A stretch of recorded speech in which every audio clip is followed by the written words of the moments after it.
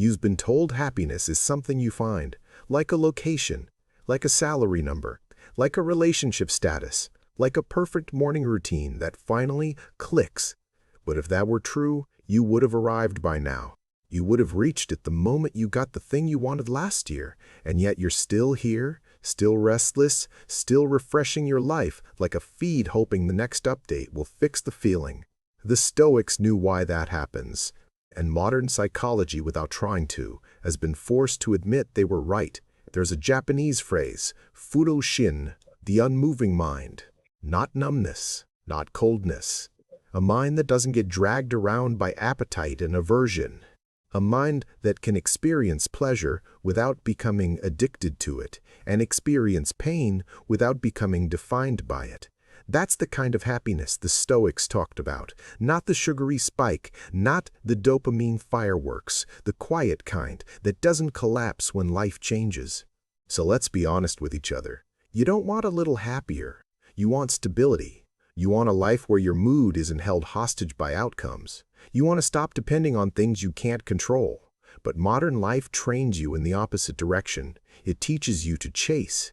It tells you happiness lives one step ahead, one more purchase, one more achievement, one more person's approval. And the more you chase, the more the target moves. That's not because you're broken. It's because you're human. Psychology calls it hedonic adaptation, the treadmill. The experience where a new job, a new phone, a new relationship, a new city hits you with a rush, then fades into normal. Brickman and Campbell described this decades ago as the hedonic treadmill, and it's still one of the most brutal truths about being alive. Your mind recalibrates fast, and it demands more. You win something you wanted for years. You feel light for a week. Then the mind starts scanning again. What's next? You upgrade. Then you get used to it. You receive praise. Then you need more. You finally rest. Then you feel guilty. The treadmill never ends because the treadmill is powered by comparison and craving. And the Stoics looked at that machine and said something that sounds offensive to modern ears. If your happiness depends on externals, you don't own your happiness. You rent it. And the world can raise the price at any moment. This is where I'm going to confront you gently, but directly. You may say you want happiness, but your habits reveal you want stimulation. You may say you want peace, but you keep choosing the thing that makes you restless. You may say you want meaning, but you keep measuring your life with metrics that can't measure meaning. The Stoics didn't call happiness feeling good. They aimed for eudaimonia, flourishing through virtue, a life aligned with reason and character. In Stoic ethics, virtue isn't a nice accessory. It's central. It's the only thing you can truly control, and therefore the only stable foundation for a good life. Modern psychology eventually arrived at a similar distinction, even if it used different words. There's the quick pleasure of chasing more, and there's the deeper well-being that comes from how you live, what you stand for, and what you build. Now here's the truth. This is the part most people avoid because it removes their favorite excuse. Your happiness is less about what happens to you and more about the lens you insist on using. The Stoics called it the dichotomy of control. What is up to you and what is not? Your judgments, choices, values, and actions yours. Reputation, luck, other people's moods, the economy, the weather not yours. The more you demand happiness from what is not yours, the more fragile your life becomes.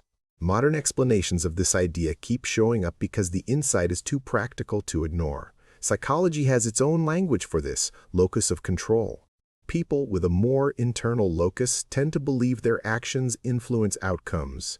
People with an external locus tend to feel life is mostly done to them.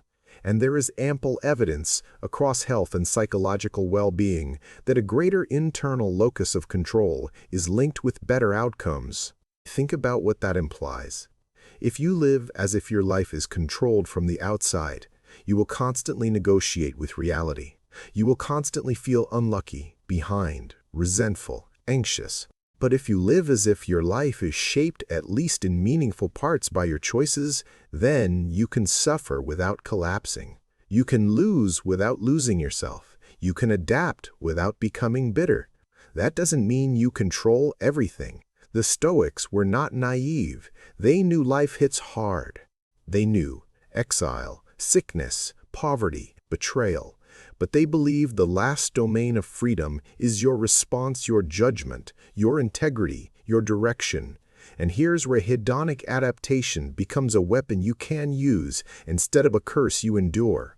Hedonic adaptation means pleasure fades. So if you build your happiness on pleasure, your happiness will fade. But hedonic adaptation also means pain fades. So if you build your identity on pain, that identity can fade too. Most people don't realize they can adapt upward through virtue. Not because virtue is a hack, but because it changes what your mind rewards. Pleasure-based living trains you to crave bigger hits. Virtue-based living trains you to respect yourself. And self-respect is a different kind of happiness. Quiet, stable, not dependent on applause. Let me show you the contrast. The modern chase says, if I can just get the right conditions, I'll be happy. The right job, the right partner, the right body, the right amount of money, the right recognition. The Stoic path says, if I can become the right kind of person, I can be at peace in almost any conditions.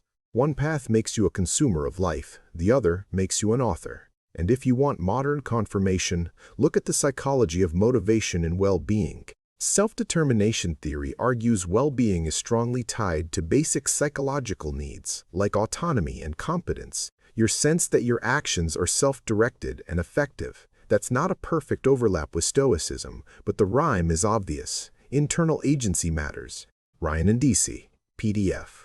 So what does this mean for you today in a life full of screens, notifications, and constant comparison? It means your first job is to stop confusing happiness with winning. Winning is an event. Happiness, real happiness, is a skill. And the skill begins with an internal locus, the decision to place your attention and effort on what is truly yours. Here's the new mindset I want you to adopt, starting now. Your life has two economies. There is the economy of externals, money, looks, status, comfort, praise. It fluctuates. It rises and falls. You can influence it, but you can't command it. And there is the economy of character discipline, honesty, courage, justice, temperance, wisdom. This economy compounds, quietly, reliably. It can't be taken by a bad day on the internet. The tragedy is that most people invest everything in the first economy, then wonder why they feel poor inside. So let's turn this into an operating system. When you feel unhappy, don't immediately ask, what do I need to get? Ask, what do I need to get? Ask, what virtue am I avoiding? Because that's usually the answer. If you feel restless, maybe you're avoiding temperance, the ability to say no to impulses. If you feel weak, maybe you're avoiding courage, the willingness to do the hard thing you've been delaying. If you feel ashamed, maybe you're avoiding honesty, telling the truth to yourself about the life you're living. If you feel angry at everyone, maybe you're avoiding justice, treating people fairly, including yourself. If you feel lost, maybe you're avoiding wisdom, stepping back and seeing the larger pattern. This is why Stoic happiness isn't fragile. It's built on choices, not circumstances, now common mistakes. Because you can understand this perfectly and still misapply it. Mistake 1. You try to use Stoicism to suppress emotion. That's not Stoicism, that's fear wearing philosophy. The Stoic doesn't deny feelings. The Stoic refuses to let feelings drive the steering wheel. Mistake 2. You turn focus on what you can control into passivity. Oh well, it's not in my control, so I won't act. No, the point is to act where action matters and release where action cannot reach.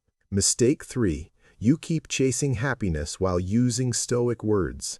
You say virtue and control, but still check your worth through likes, through attention, through quick pleasures. Your mouth switches philosophies, but your habits stay the same.